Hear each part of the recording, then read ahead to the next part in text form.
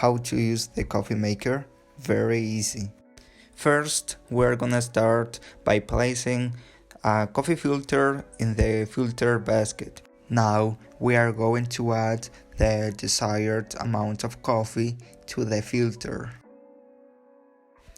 Now let's fill the coffee maker's water compartment with however much water you want to use. When everything is in place, turn on the coffee maker and wait a couple of minutes. Once it's ready, pour yourself a cup of coffee and enjoy it. That's it. Don't forget to subscribe, leave your like and comment. See ya!